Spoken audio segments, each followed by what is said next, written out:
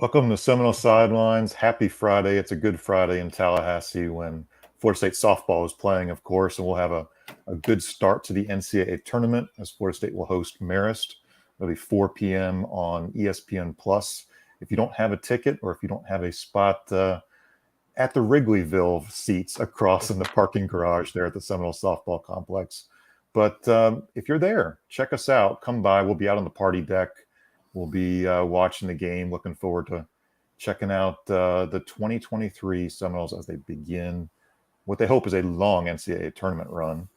So Pat Burnham, Bob Ferranti, again, Seminole Sidelines. We're live every Monday, Wednesday, Friday here on the Osceola's YouTube, Twitter, and Facebook. We've got a lot to get into today.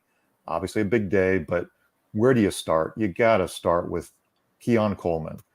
Keon Coleman made his commitment to Florida State on Wednesday, and the wide receiver room just gets stupidly better and better. But Pat, Keon Coleman, what does he bring to Florida State? Well, listen, you're getting one of the best receivers in college football. He was a Michigan State's leading receiver this past season. I think it's 58 catches for 780-something yards and 7 touchdowns. He was the 8th leading receiver in the Big Ten. You're getting a guy with great size. He's 6'3", about 215. So you're going to get a guy that not only is productive, but presents some mismatch problems. And as you said, with what the other pieces that Florida State has on offense, it's only going to make this group more lethal. I was just sitting around looking at some personnel groupings when you text this morning, and I'm looking if Florida State gets in 12 personnel and has Keon on one side, Johnny on the other, Jaheim at one tight end, Kyle or Biscuit at the other. How are you going to play coverage? What are you going to try to defend? You're going to try to defend the run?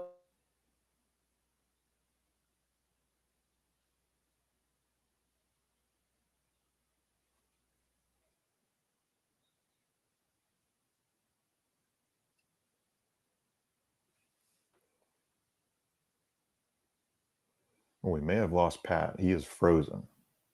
We made it 2 minutes into the episode, folks. It was great stuff. I mean, we were just rolling right along. Pat, can you hear me at all?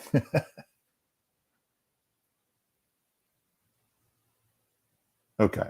Well, we will come back to Keon Coleman once Pat's internet is restored there, hopefully very, very soon. But I think the next part of our conversation was going to be, is this the best Florida State wide receiver room since 2013? My argument now, I'm not saying there's going to be 3 1,000-yard receivers in 2023 at Florida State. There more than likely will not. That was a crazy good season in a high-powered offense for Florida State. But this feels like the best room altogether since those days where we saw, Rashad Green, Kelvin Benjamin, Kenny Shaw, Nick O'Leary. This is a very, very deep group of receivers and tight ends. I think without question, this is the best group of wide receivers and tight ends that we've seen at Florida State in some time. This is a really, really special group. I was looking at the roster too. I think you heard Pat talk about personnel groupings. There are 6 wide receivers who are 6'2" or taller on this roster. So again, we're not talking about Winston Wright or Ja'Kai Douglas, guys who are going to be a big part of this offense, but just from a pure height standpoint, what you can do. That's not counting a Kyle Morlock or a Jaheim Bell. So there is a ton of height there for Florida State to use the vertical passing game, to use some mismatches. What can you do inside the red zone to take advantage of those one-on-one opportunities? So I think Keon Coleman brings you a big, big piece. I was frankly bummed when Micah Pittman opted to leave Florida State and go to Utah. Obviously wish him best. That's another program that needed receivers, but has a good chance to win a Pac-12 title. So he's leaving an ACC title contender for a Pac-12 title contender. Again, wish Micah all the best. But, when Florida State, Mike Norvell and the coaching staff are thinking big as far as transfer portal, they look big. So Florida State looked to Keon Coleman, looked to a guy in Keon who they had a prior relationship with, a Louisiana native, David Johnson, knows Keon Coleman well. They were kind of in on Keon early. But this is part of the success story of the transfer portal, right? This is where Florida State maybe wasn't good enough for a Jaheim Bell 3 years ago. Maybe wasn't good enough in the eyes of a Keon Coleman 3 years ago. But now these relationships have been there. And when guys go in the portal, they think, wow, I wasn't thinking about Florida State back then, back in the day, but now there's an opportunity for me to join a program that's coming off a 10-win season. So this is very, very encouraging to see a guy like Keon Coleman pick Florida State over Ole Miss, over some other options. And really, if you're looking for more firepower, more reasoning of why Florida State could win an ACC title, why Florida State could make it to the college football playoff in the last year of that 4-team playoff, Keon Coleman is one more reason that gives you a number of mismatches, a number of different personnel groupings. So potentially, Keon Coleman is in yet another opportunity for Florida State to just utilize that full roster. I think another storyline we've talked about is you can run the ball better because you have so many wide receivers. You can use the tight end in different ways. The Kyle Morlock, the Jaheim Bell. You can use the tight ends much more in a way that Mike Norvell was utilizing them in his 4 years at Memphis. So you have a lot of position versatility as far as blocking. Jaheim Bell was a runner, Jaheim Bell as a receiver. So what does Keon Coleman do? It just gives you an even better wide receiver group. I think without question, this is, to me, the best wide receiver group we're seeing in 10 years. That's an incredible thing to say, especially how far this wide receiver group has come since, say, the spring of 2022. I mean, when Mike Norvell went out and got 4 transfers, immediate production out of Johnny Wilson, Micah Pittman, Winston Wright. If not for that car accident, what could Winston Wright have done last year? Deuce Spann still in the developmental stages, still learning to be a receiver. So Mike Norvell has hit it big with receivers in the portal. What will be to come next? I don't know, but it's going to be very, very fun to watch. I think we're about 100 days away from kickoff, and honestly, I can't wait. I know you can't wait either. What's coming up this weekend, just touch on a little bit. We've mentioned on the Osceola.com, a lot of prospects have scheduled visits for the summer. Some of the big names, Christian Clark, the 4-star running back from Phoenix. Of course, if you've been following the storyline, his mom, Florida State grad, actually works in the recruiting office at Florida State. Yes, his uncle is Kenny Felder, who was a very good football player and obviously baseball player throughout his career. So good bloodlines, good to see those bloodlines. And Christian Clark is weighing Florida State among other schools. And Charles Lester feels like a Florida State lean all along, right? This guy feels like someone who at some point will be at Florida State, and maybe he will commit on a visit. Not saying that's going to be in June, but he has lined up his visits. He is ready to go. That feels like a recruitment that will be over probably before he starts his senior season of high school. So, brief break here as I grab a little bit of water, because as I said a couple of shows ago, words like footprint and these ACC buzzwords are popping up everywhere, right?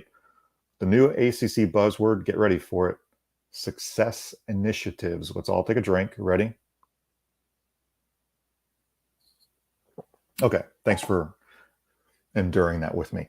Success Initiatives, that's a word I had not heard on Monday when I got in the car and went to Amelia Island for the ACC spring meetings. Had never heard it, but it became the buzzword over there at the Ritz-Carlton. Again, all of the football coaches, men's basketball coaches, women's basketball coaches, the faculty, athletic representatives, athletic directors, they all meet over there at the Ritz-Carlton, 5-star resort on the Atlantic Ocean. Success Initiatives became a term, and I kind of want to get into a little bit of what that means. Essentially, you are rewarding schools for performance on the field in football and men's basketball. So in men's basketball, for the NCAA tournament, if you get into the field of 68, you get a win share. And what a win share does is that gives your conference money. So let's say Florida State makes it Miami, Wake Forest, whoever. You get a win share for being in the field of 68. You win a game, you get another win share for the field of 68. Now, these shares add up and the conferences split that revenue. It's good money. It's hard to budget because it varies year to year. This is why it's important that the ACC gets in more than 5 schools. This is why it's important moving forward that Florida State gets back to that Sweet 16 type of team and not the one that has been depleted by injuries. We've seen that depth really take a hit through the years. So Florida State needs to be better at basketball and get back to the NCAA tournament for a reason like this. And the reason is money potentially may be going directly to schools instead of split among those in the conferences.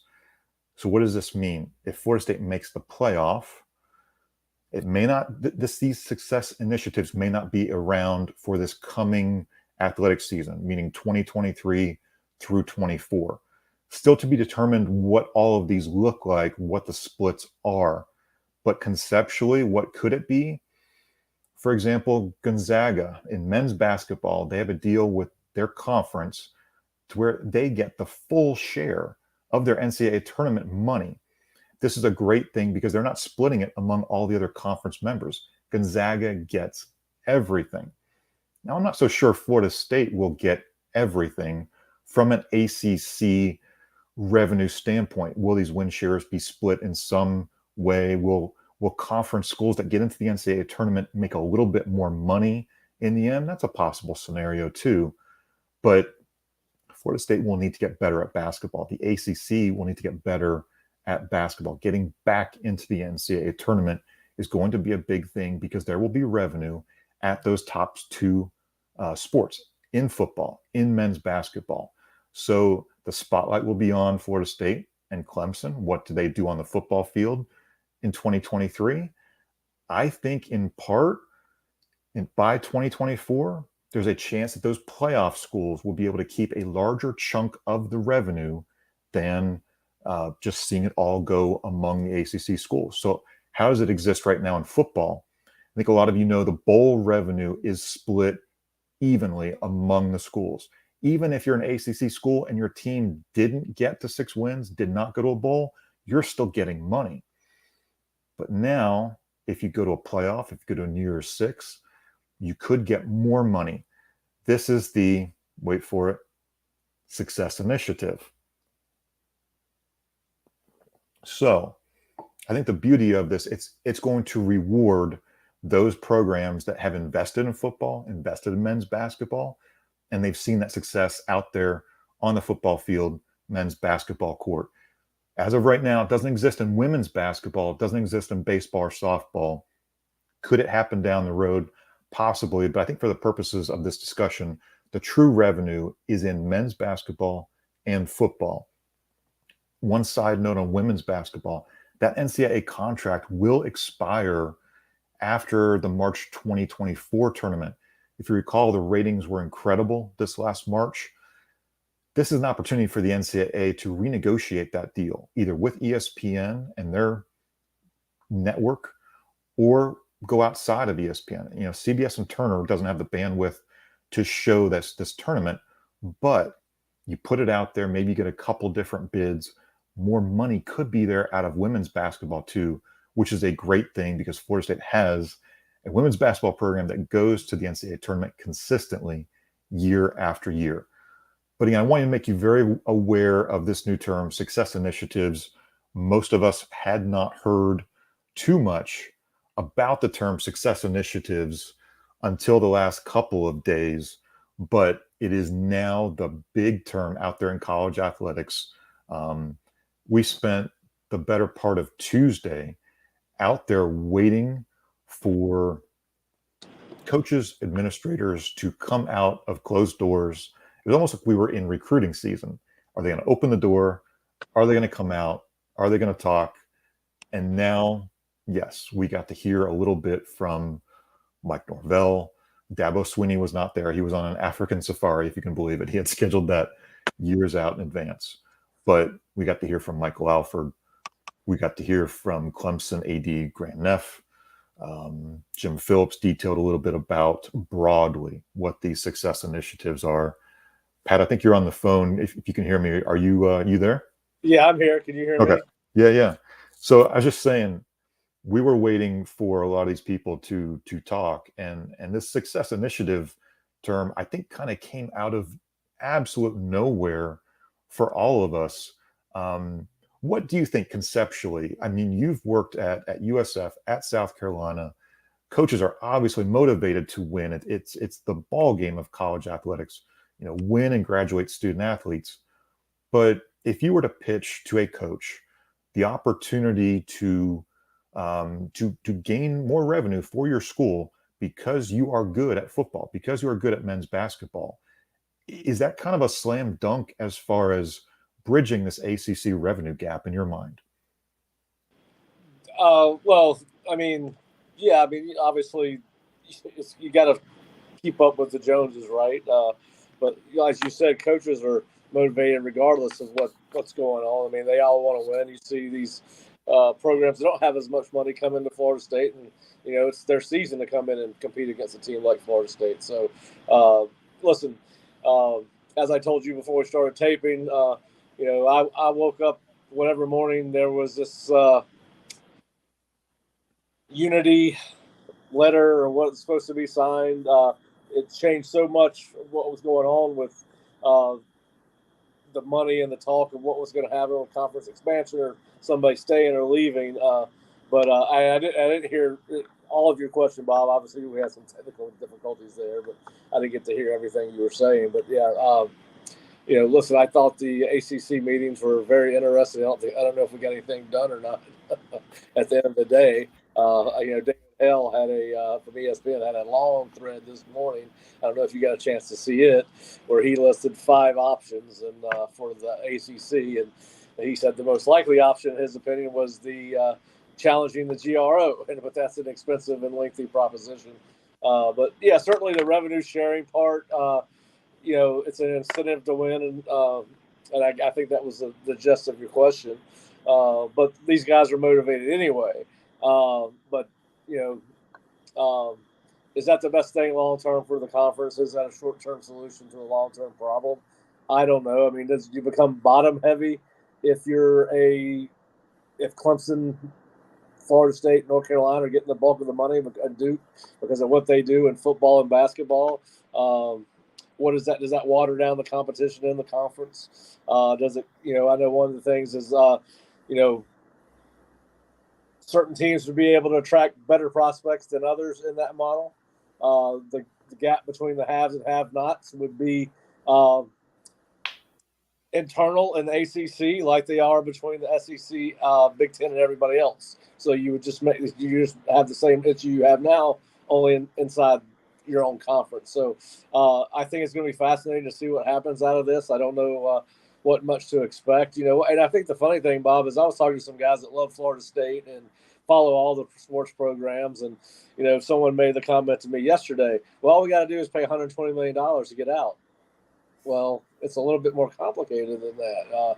It's the television revenue that's a big part of this thing, and the payout and all of that kind of stuff. So, listen, I was hoping that we would come out of the meetings in Amelia Island with some clarity, more clarity than what we had. And I think now, maybe we have more questions than we had before we were going into that. And, I certainly, I know the people that I talk to, they want to go to the SEC or Big Ten right now. I don't, obviously that sounds like it's not a part of the process or part of the plan at this point. And then if you're willing to do that, if you can figure out a way to do that, as a fan, and you're giving more money to the NILs and to the boosters, and the university's getting more money because they've gone to the SEC. Let's just use that as an example. You might see more fluctuations in your success. Are you going to be able to be sustained success in as long a runs as you are the ACC? And, are people going to tolerate the occasional 7-5 season or 8-4 season when they're used to winning 10 games in the ACC, which is, usually the case. When you have good head coach in place, and what we're seeing Mike do with his program. So, like I said, I thought we would have more clarity coming out of these meetings. I think that what you saw was everyone agree in public, and I think the disagreements are probably happening right now on the phones and in conference rooms all around the ACC. And I don't, listen. I'm not. This is way above my IQ level. The whole nuance of the conference expansion and the GRO, and GOR, excuse me. But it is fascinating to see. A lot of people think this could, revenue sharing could implode the conference. I don't know. What are your thoughts on that? I laughed when Jim Phillips basically commented that the ACC is still the third best in terms of television distribution, and I thought to myself, well, duh, because the Pac-12 is imploding. Yes, and they are truly, you can call them a Power Five, but they are a very distant fifth. Once USC and UCLA are gone, the Big 12 has done, I think, a really nice job of trying to reshape itself, both geographically as a coast-to-coast conference. But is the Big 12 going to be anywhere near an SEC or a Big 10? I don't think so. I don't see that. So I thought Phillips's statement was lacking precision. The ACC needs to find more revenue. I mean, that's the obvious. There's not a bridge to 30 million. There might be a bridge toward an extra few million here and there through TV contracts. He was asked if there's a look into that ESPN TV contract. Is there an opportunity to renegotiate some deals? There is not. There is not anything in the next couple of years. So there are no easy buttons. I think everybody would have hit that easy button a long time ago if they could. But I think also in part, this is idea season. This is where administrators and coaches gather. I would downplay that these are not necessarily media events where you're expecting big news to be dropped. It's just not designed in that manner. I think a lot of people wanted Jim Phillips to just go out there and say something dramatic. I think they wanted Michael Alford to be as aggressive, on Tuesday night as he was, in February to the Board of Trustees of Florida State. He clearly backed off. He clearly had to back off. But I think, like you said, Pat, very smartly, privately, the pressure is still on. Florida State and Clemson will not back off of a $30 million deficit. Talking with some administrators in Amelia Island, it is very, very clear that Florida State and Clemson are working together. They are seeking revenue opportunities. They're not just leaning on Greensboro, now Charlotte, as the ACC office. So Florida State very active as a player here. Clemson very active as a player. I think some of these success initiatives could be favorable to, Pat, we saw that tweet that kind of lit off a firestorm from Brett McMurphy about this magnificent seven. Well, and honestly, it kind of was downplayed throughout the week. There's not this true splinter within the ACC, and Dave Clawson even saying Wake Forest has dropped tens of millions of dollars into football and has a $40 million locker room. And he's basically saying, we're Wake Forest. We make a bowl every year. We'll be fine. We will be rewarded for our success. So I thought it was an interesting version from outside this so-called Magnificent Seven, that it's not that bad, maybe on the outside from his standpoint. So where do we go next, Pat? I don't know.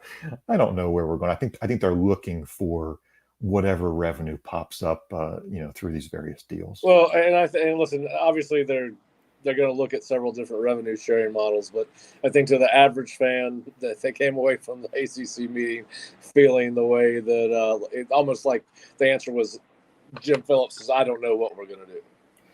I mean, it was kind of deflating, right? I mean, there was these plans are going to go in front of the presidents and these boards or whatever the case may be, and they're going to be looked at and red pinned, and we're all right. We're good with this. We're not good with that, and trying to build a consensus around 14 presidents and ads may be kind of hard. But listen, obviously, I think we're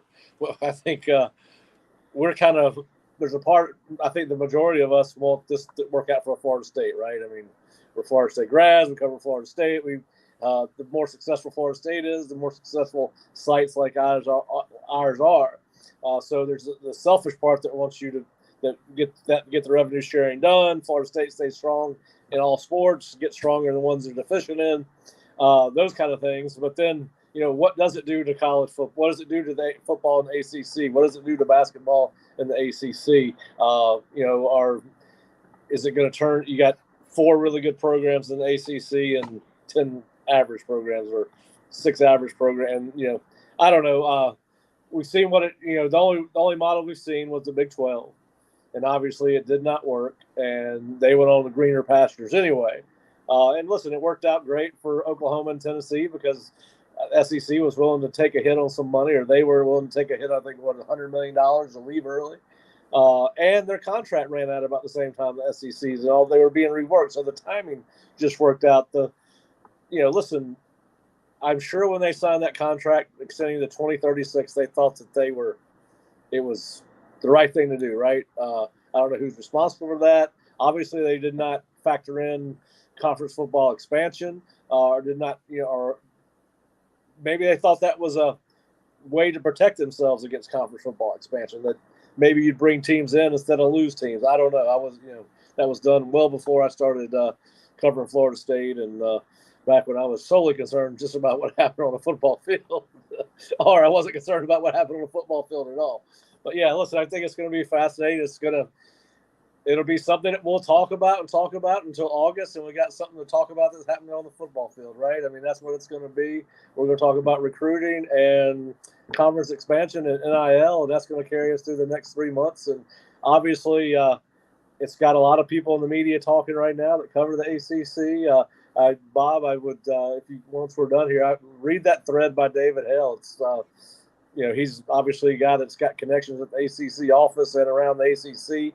A pretty interesting text thread. Very complicated situation. At the end of the day, as I said earlier, before we had our technical difficulties, and I disappeared for 10 minutes. He had mentioned that he thought the most likely scenario was somebody would end up in court, or the Magnificent Seven. And if anybody knows Brett McMurphy, Brett's a very talented writer, but he's also a smartass, and he intentionally means to be a smartass. That's just who he is. I've known Brett for a long time, and the Magnificent Seven was kind of made in jest. If you follow him on Twitter, he makes a lot of comments in jest. But anyway, listen,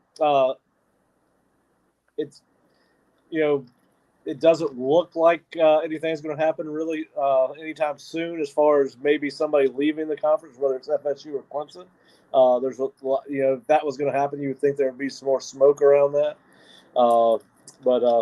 Yeah, I think what people want is some type of resolution. What the fans want to know is they want some type of resolution, some kind of plan moving forward. But as Mike Alford said, this may be an evergreen thing as long as they're in ACC, right? He mentioned that this could be a thing that gets tweaked each and every year. I mean, I do think he said that coming out of the Tuesday meeting or whatever day y'all talked to him in Amelia Island, that this was a thing that could be continually tweaked over the coming years if the ACC is intact as it is now.